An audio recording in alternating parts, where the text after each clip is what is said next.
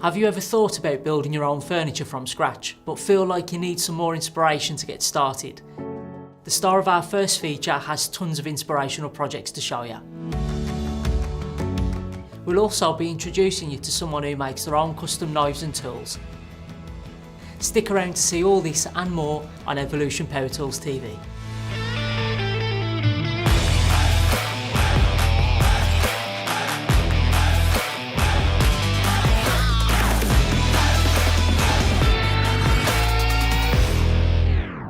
You're right everyone, my name's Joel from Average Joel's Joinery on YouTube, and I'm excited to introduce to you a brand new episode of Evolution Power Tools TV, our monthly show dedicated to bringing you inspirational stories, DIY guides and tips and tricks to make your DIY journey better. We're going to be posting a brand new episode of Evolution Power Tools TV every month, so make sure you subscribe to the channel and turn that bell notification on to guarantee you never miss any new content. Okay, let's look at what's coming up on this episode. First up, Russell Platten, a furniture maker and woodworking enthusiast, shows us some of his fantastic projects he's worked on. Russell has also created a video guide to building a solid outdoor wooden bench, so if you fancy finding out how to do this yourself, click the link in the description. After that, we get a workshop tour courtesy of Onur from Diesineveryfilm Customs. Have a look at all the equipment and tools that a custom metalworker uses to create some awesome pieces. Later on, Vicky will be speaking to our special guest, Matt Kirwin, also known as Where's My Pencil, to find out all about his creations, inspirations and approaches to projects. After that, we'll be getting more technical with Evolution Power Tools' very own Lee Price, who will introduce Evolution Power Tools' variable speed mixer. As a senior designer for Evolution Power Tools, Lee really knows his stuff, so make sure you keep watching. We also have the Twister guide in the description, so make sure you check it out. Finally, it's competition time with our very own Head of Customer Services, Megan. We'll also take a look at some of your recent creations and announce those lucky winners. If you're feeling lucky yourself, then hang around and give our latest competition a try. You've got to be in it to win it. Okay, now you've seen what's coming up in the show, let's get started. Here's Russell Platten and his incredible creations.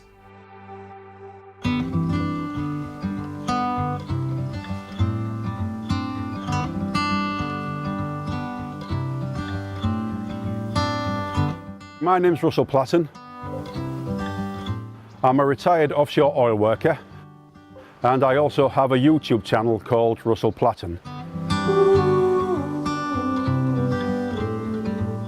My YouTube channel is a little bit of a mishmash of everything, and a lot of that is to do with woodwork. I first got into woodworking in the mid-80s. I moved from a 3-bedroom bedsit into a 3-bedroom semi-detached house. And I was literally rattling around the rooms without any furniture. I couldn't afford to buy any furniture, and a friend said to me, why don't you try making it, because he was quite a handy lad. He took me to see a guy that made his own furniture, and I thought to myself, yep, I'm pretty sure I could do that.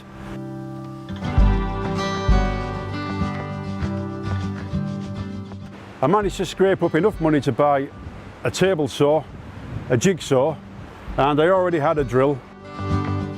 And then I started making furniture. It wasn't long before I realised that I also needed to be able to make spindles, because just making square edges is a little bit boring when you're making furniture. So on the way to work one day, I used to go and visit a second-hand tool shop, and I went there one afternoon and they were selling a lathe for £20. So I decided to buy that lathe,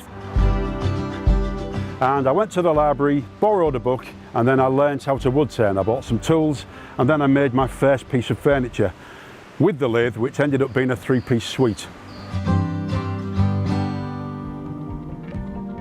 This was part of a 3-piece suite. This is a single chair, there was another single chair, and there was a double chair as well. So I needed to make 12 of these spindles, and when you start wood turning, the more of a thing that you make that's the same, it gets easier and easier. So I found myself actually turning these out fairly quickly. I did them in a day, I think, making the legs. Then I got hold of some wood from a local wood yard, and I made the frames with some mortise chisels. So these are mortise and tenoned in. I started off with this basic square, and then I thought, well, how am I going to put the back in? So it was a bit rough, it's all screwed and glued, but I screwed and glued these sides in, and these were actually cut out with a jigsaw. And I kind of wanted to give it a feature, so I made this decorative top. And when it was finished, I actually thought that is not a bad piece of furniture.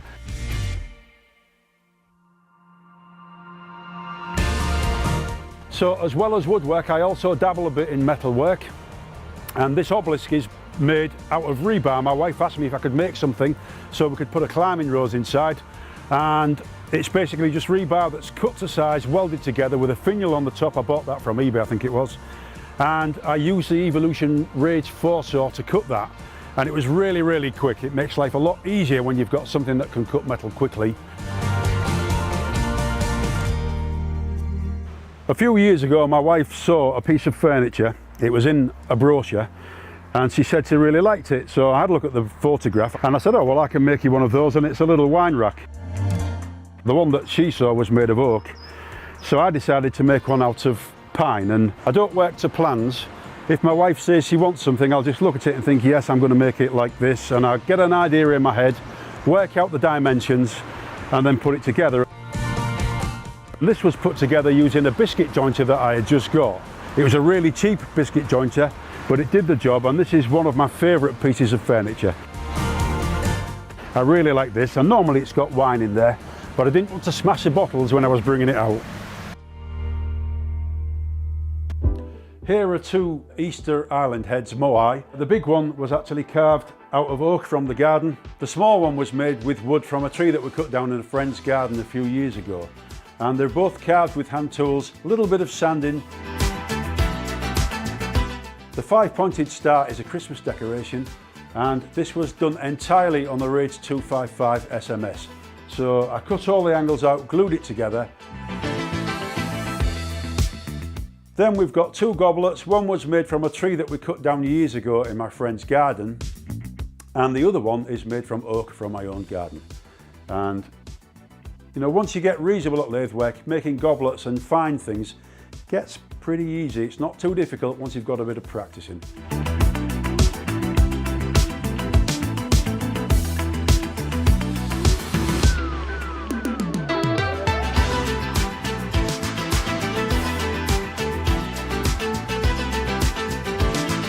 Thank you for watching this feature on me and my projects.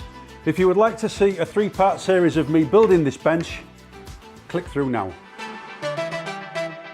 Make sure you click the links in the description to go through to the Evolution Power Tools website. You'll not only find Russell's guide to building a solid outdoor bench, but you'll also find much more great content from everyone else featured in this episode. Some really good projects from Russell there. Make sure you check out his YouTube channel and also go and watch his guide to building a solid outdoor bench. You can find the link to it and other great content in the description whenever you're ready. Later in the show, I'll be revealing who has won last month's competitions, and I'll be telling you how you could win an indulgent spa day or a Landman dual burner gas barbecue. Keep watching Evolution Power Tools TV for your chance to win. Now, have you ever wondered how handmade custom knives and tools are made? Let's take a look at the workshop of Diesineveryfilm Customs and find out what tools and equipment he uses to create his cool pieces.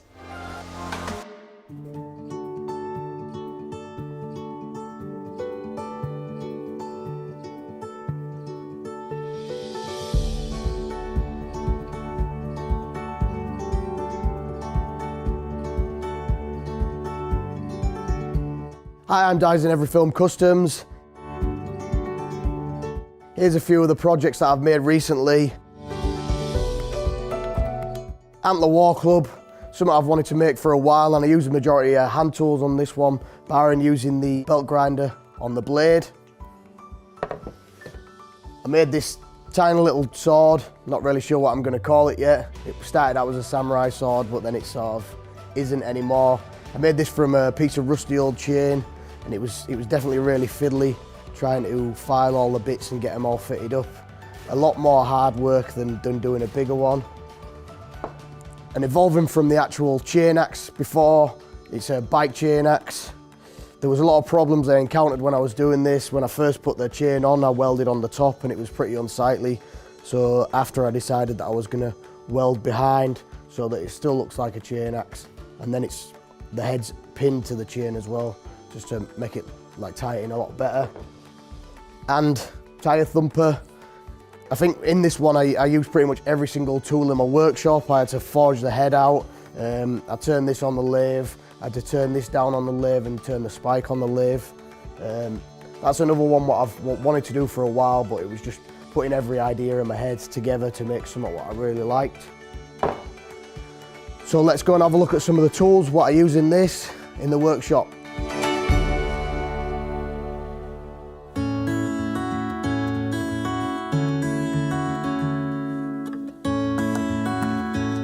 So this is my 2x72 grinder. I use this grinder pretty much every single project.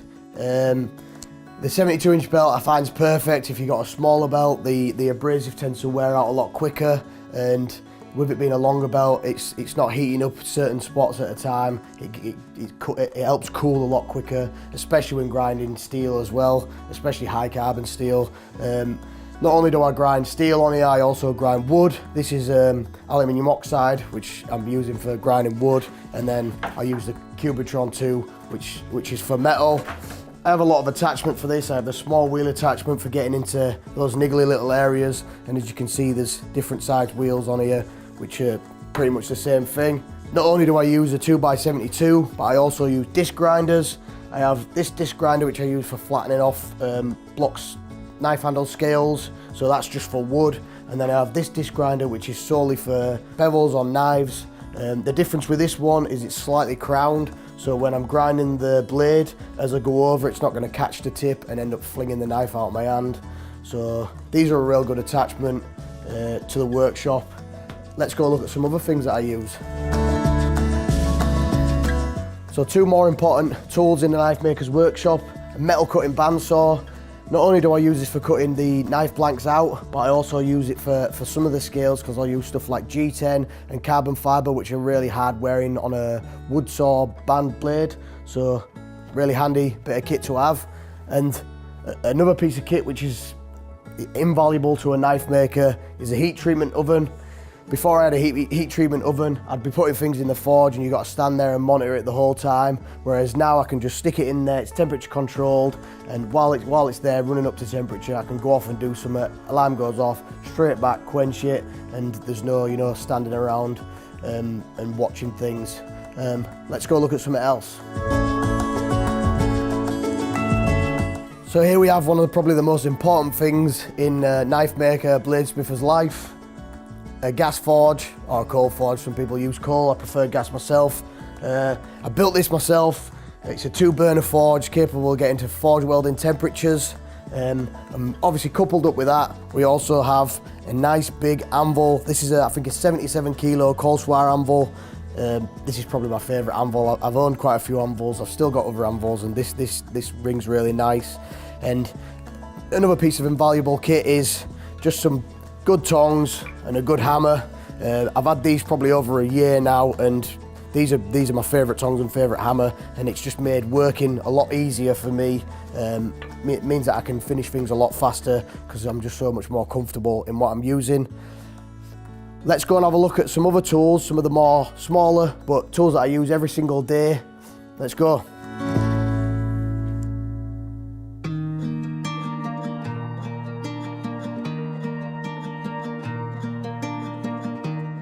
So those were some of the bigger tools that I have in the workshop, but importantly as well, some of the smaller tools that I use every single day. A centre scribe for marking the centre on knife blades before I grind them, especially if you're freehanding, you want to know where the centre is and where the meat point is.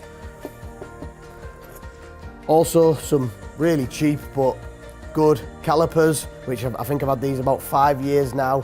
These are good for checking the thickness before you mark the centre, and also marking the bevels so that you get the height right on each side. And then a file guide.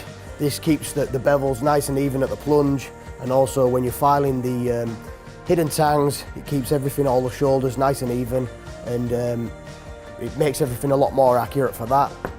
If you want to see me make a bench scraper next, then check the link below and give it a click. And thanks everyone for watching, and I'll see you in the next video. Make sure you click the link in the description to go through to the Evolution Power Tools website. You'll not only find a more in-depth video from Diesineveryfilm Customs, but you'll also find much more great content from everyone featured in this episode. What a brilliant workshop. So many great bits of equipment and tools in there. It was great to see how Onur goes about making his custom knives and tools. Make sure you click the link in the description to see more from Diesineveryfilm Customs. We have a great video on our website of Onur making a custom bench scraper, so click through to check it out. Hi everyone, I'm DK. This is Evolution's family of cordless power tools, which are all powered by Evolution's brand new lithium-ion batteries. From miter saw to jigsaw, we've got you covered.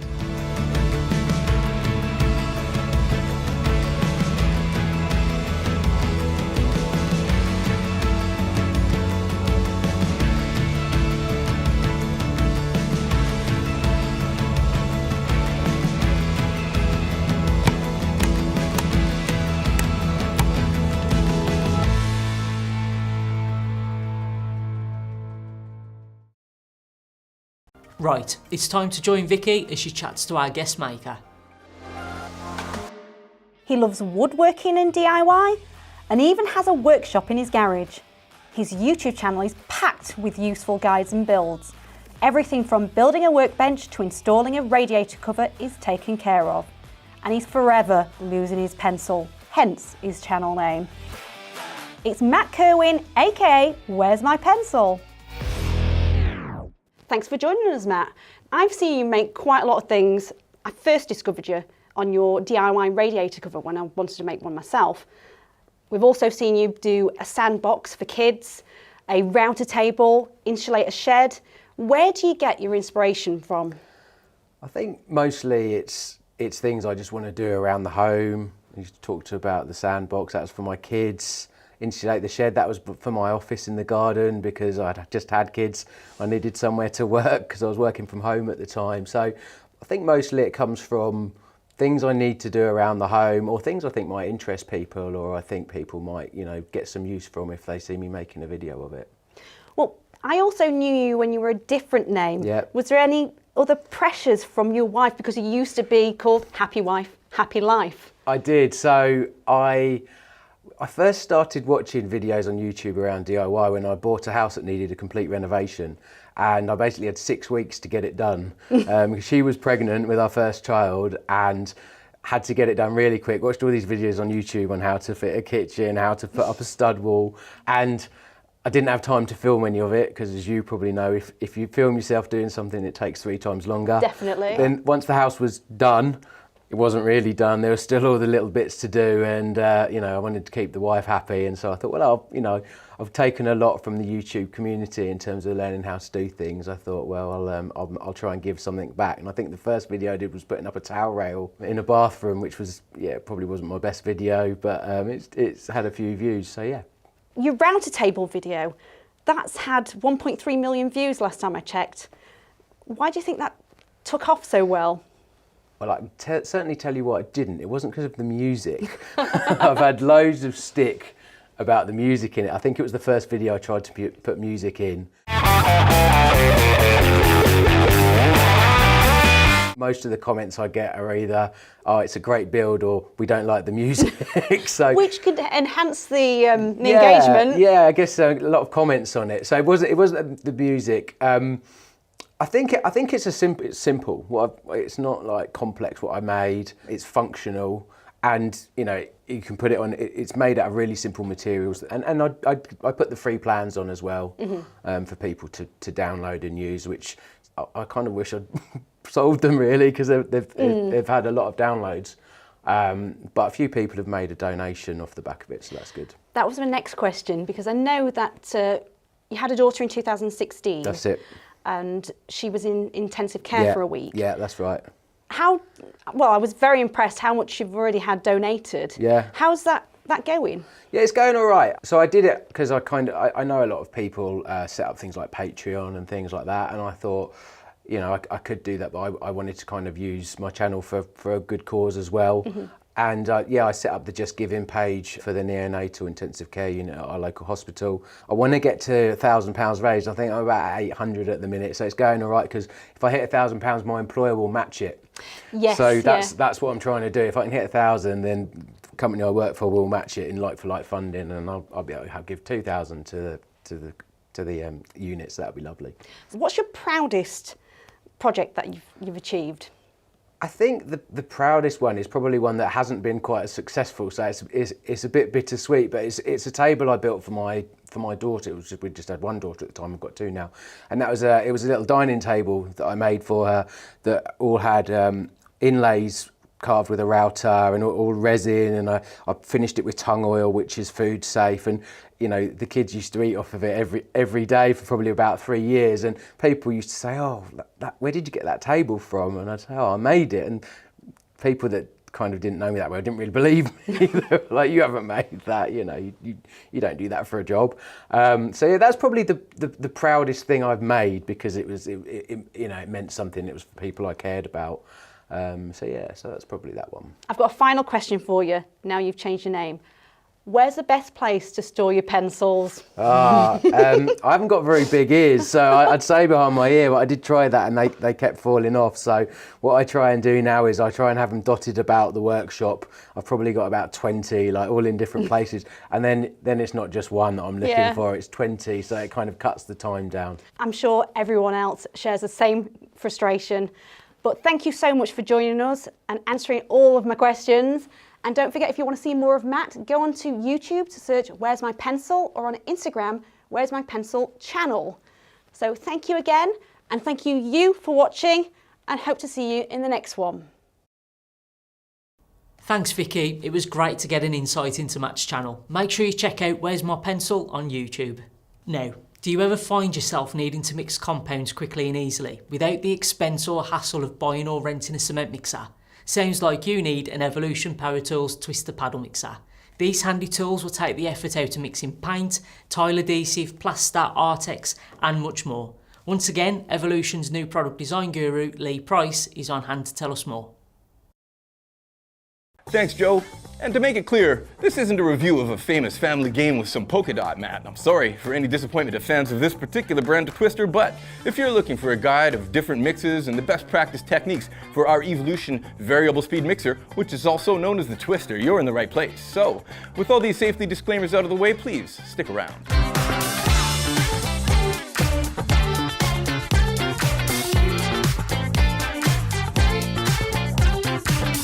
Now, this Twister paddle mixer has a high power motor, a large, easy to clean general purpose paddle, and great ergonomics. It's perfect for mixing up large volumes of plaster, paint, jointed compound, Artex, or gypsum. It's easy to use and built to last. This will deliver lump-free, silky smooth mixes for all your finishing jobs. Now, more machine, it means less muscle power. You can set this mixer to do hard work, reducing all your hand and body fatigue on the job. We're going to look at everything that comes out of the box with the tool. We'll give an overview of this paddle mixer, everything supplied with it, and then we'll look at some of the most popular mixes that are best suited to this heavy-duty, rugged, general-purpose paddle, such as the mortar, the cement, the plaster. Now, every material mixes differently, which is why the science of mixing matters. So for results that last, it takes the right machine and the right paddle. There's of course many other types of paddles available. They all fit with this machine. We'll take a look at some of those other applications that can be mixed, from tile adhesive to paint, and we'll find out which paddle is best suited to each and why. So you can be sure to get the best result for each material. Also, mixing actions of the paddle will also have an effect on this finished mix. I'll cover a little the different techniques to achieve that perfect, smooth, creamy mix every time. Whether you're considering tackling a daunting plaster job at home or you fancy mixing up a color for your bedroom wall, click through on the link now to learn more about the Evolution paddle mixer and gain insight into some best practices for mixing your mortar, your cement, your compounds, and everything else. Of course, you'll have the option to ask questions on the product, or if you have any specific materials in mind you want to mix, we can show you how to achieve the best result. I'll be sure to get back to you if you leave a comment. But for now, it's back over to Joe. Make sure you click the links in the description to go through to the Evolution Power Tools website. You'll not only find a more in-depth video from Lee, but you'll also find much more great content from everyone featured in this episode. Thanks Lee. I hope that Lee's preview of the Evolution Twister Paddle Mixer has inspired you to want to see more. If it has, click the link in the description for a more in-depth video. Right, it's competition time now, so it's over to Megan to find out what you can win. Thanks Joe. Hi guys. I'm back again to announce the winner of last episode's competition and tell you how you can win some fantastic prizes. I'm Megan, Head of Customer Service for Evolution Power Tools. Myself and my team work hard to help our customers with their Evolution products, and today I have the additional job of letting you know which one of you has won our picture competition and will be enjoying their prize of a Fitbit Charge 4 health tracker. I'll also be announcing the winner of last episode's big competition that had a grand prize of an Unifier pizza oven. Make sure you stick around, as later on I'll be telling you how you can win an indulgent spa day for taking part in our picture competition. We'll also be giving away a Landman dual burner gas barbecue, and all you have to do is answer a very simple question. Before we get onto the competitions, I just want to tell you a bit about some of the conversations I and my team have had with our customers this month. Matteo from Italy got in touch with us via email to report a problem with the blade guard on his Rage 5S. Our customer service agents issued him a brand new unit and he was over the moon with the results, having expected to just get spare parts. Susan has been in touch on live chat to report an issue with her laser on her miter saw. Our customer service agents were quickly and confidently able to identify that the issue was some loose wood chippings, holding the switch in the off position. Susan was delighted with the quick and knowledgeable response from the customer service team. Chris called to let us know that his saw had stopped working. Our team were able to narrow down the issue to a burnt out field coil and talk Chris through the process of replacing the coil with the spare parts that we sent out to him. He was delighted with the help that he received. If you need any information about Evolution Power Tools products or any support with your purchase, our customer service and technical support team are on hand 8 AM to 5 PM Monday to Friday. Right, let's get on to the competitions. You guys have been sending in the pictures of the things that you have been making and they all look so good. Let's have a look at some of them. First up, 3D Woodbird has tagged us in this amazing picture of a picnic table for squirrels. What a great idea and a brilliant build. Next, Connolly Music has tagged us in this picture of all their Evolution tools outside on a sunny day. If you have a picture like this that's already on Facebook or Instagram, don't forget to tag it with #EvolutionTVWin so that you can enter the competition. This is a great picture of Lane's Woodcrafts chopping board project. All these different types of wood really make this an eye-catching creation. Just look at this beautiful combination shed and greenhouse project that Adrian has sent in. It's great to see what you guys have been working on in your gardens now that the weather is getting better.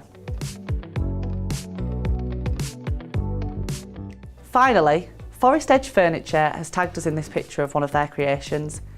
It's a bath tray for holding various objects while they're having a soak.